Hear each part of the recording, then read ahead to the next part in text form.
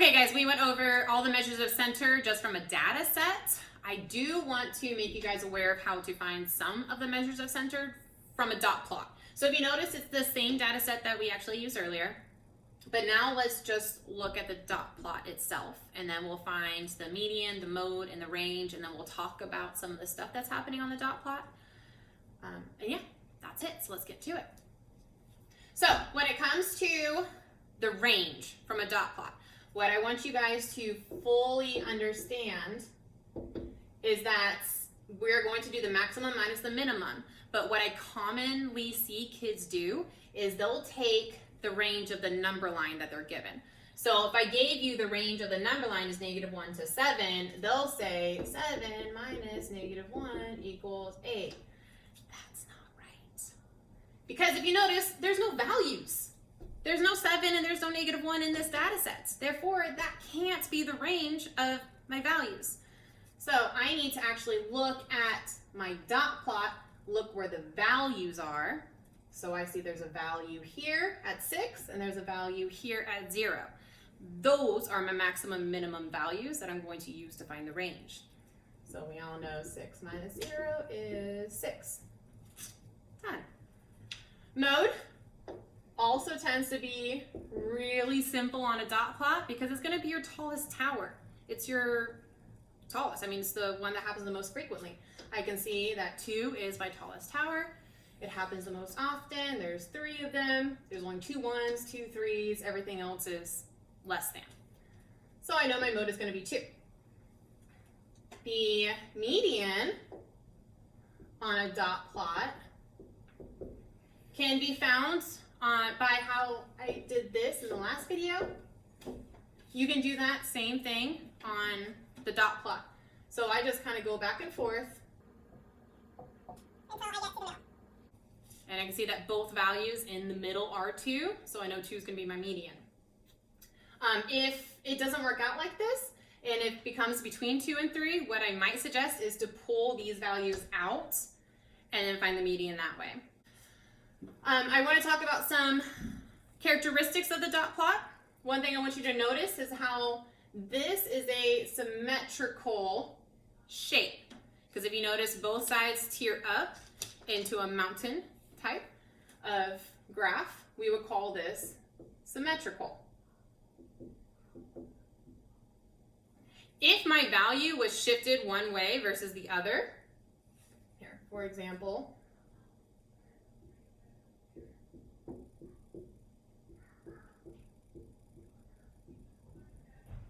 all my values are on the left side of my dot plot, that means it's skewed right because there aren't really that many values on the right side.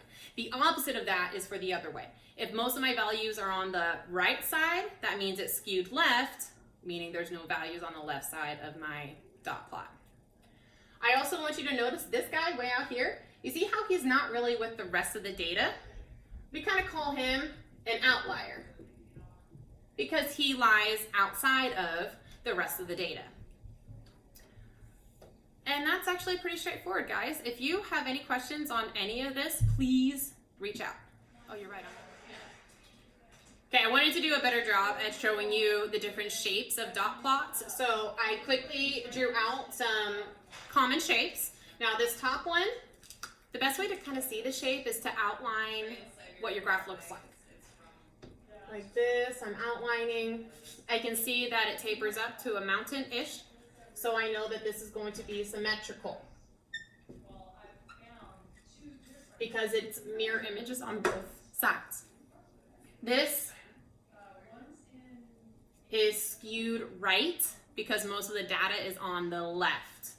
So this is what we would call skewed right. Then the opposite of that is for skewed left.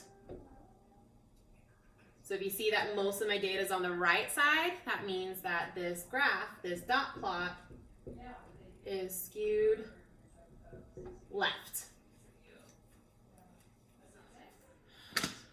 Okay, beauties, let's go into comparing 2 different dot plots. And whenever we compare anything, actually, whenever we look at anything, we always make sure that we read it fully and we understand what they represent, what it's asking us to do, etc. That same principle stands for dot plots and graphs. So looking at these two, I am trying to color code a little bit. So store 1 will be in blue and store 2 will be in brown. I see that store 1, here's my dot plot. Store 2, here's my dot plot. They both have the same number line range from 0 to 6, and they both have the same value range from 0 to 6. But in any case, these values represent number of books purchased at each of these stores. So when I say we're comparing these two dot plots, that means we're going through the 4 measures of center: mean, median, mode, and range. Mean is not necessarily something that will be asked a lot of you considering dot plots, but we are going to go over it just so you know how to do it. So let's actually start with that one first, the mean.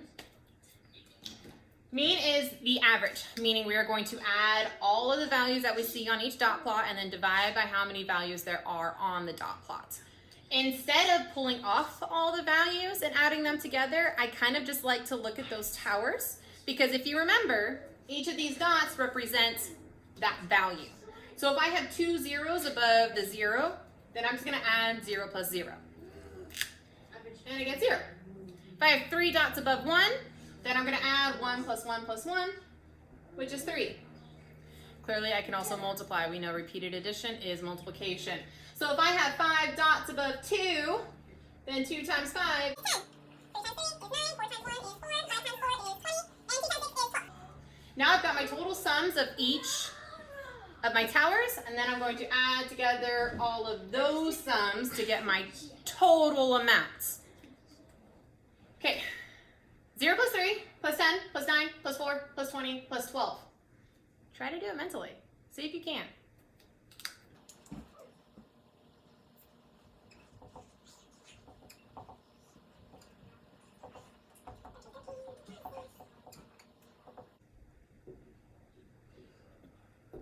I got my total sum to be 58, and now I'm going to count how many values there are all together and then divide by that. If you notice, I'm counting the dots because we all know those dots represent the values that are in my data set. So if there are 20 dots, then there are 20 values. So 58 divided by 20. We can do this mentally. If not, then go ahead and work it out. But to do this in your heads, what I would do, we know 58 divided by 10 is 5.8. And then we can just cut that in half, because then it would be 5.8 divided by 2.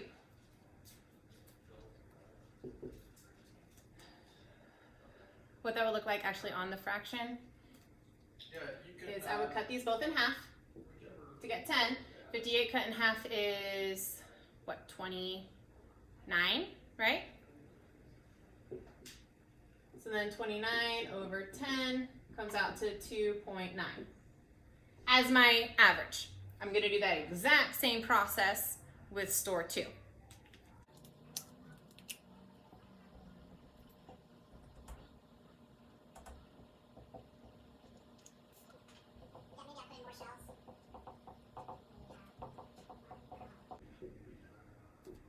I got 40 to be my total sum of all my values in store 2.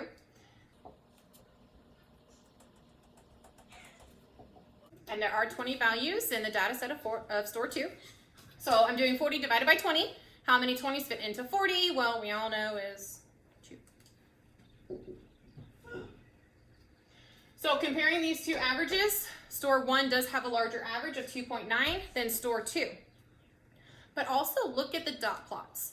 If I'm looking at these two dot plots, I do have more values in these higher numbers in store 1 than I do in store 2. Like, just look at this. 5 has 4 5s, and this one only has 2 5s in it. This one has 2 6s, this only one has 1 6 in it. So just by looking at that, I already knew that store 1 should have a higher average because they have more of those higher numbers in them. But yeah, that's how you solve it exactly. Okay, shh. Shh. The median. The median on a dot plot is super simple, but that's of course because I've been practicing math for forever, so y'all know I think everything is easy. So finding the median on a dot plot, you can pull off all your values and then strike them off one at a time to find your middle value. Or you can just cross them off on the dot plot. What I mean by this is starting at both ends and then working your way towards the middle.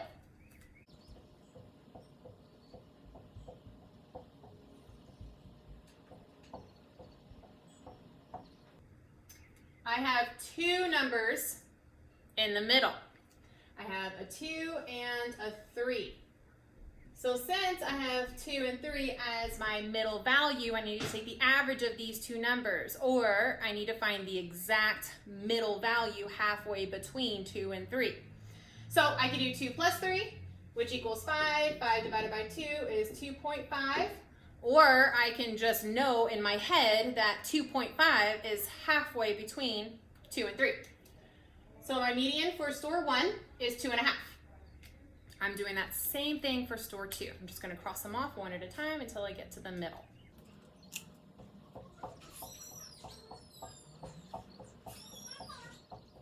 Once again, I have two values in the middle. I have 1 and 2. So I can either mentally know that 1.5 is halfway between 1 and 2, or I can find the average between 1 and 2, and that means I'm going to add them together and then divide by how many I'm adding. 1 plus 2 is 3. 3 divided by 2 is 1.5. Therefore, the median of store 1 is larger than the median of store 2 because 2.5 is larger than 1.5. I guess I need a washcloth. Let's go over what I deem to be the most simplest of the 4 measures of center, especially concerning dot plots, considering it is a visual. There is literally no math here at all. I am just going to visualize, and not visualize, just visually look at my 2 dot plots to figure out what my mode is. And Blake, what does mode mean? Most frequent. Most frequent, which means I'm going to be looking at these 2 dot plots to find which one has the most frequent value. And in this case, it will be the most frequent amount of books purchased on my dot plot. So looking at my blue store, which one has the most? Which value has the most? 2. 2. How do you know? Because 0 has only 2, 1 has only 3, and 2 has 5. 3 has only 3, 4 has only 1, 5 only has 4, and 6 only has 2. Beautiful. Same thing with my brown store. Which value represents my mode for this store?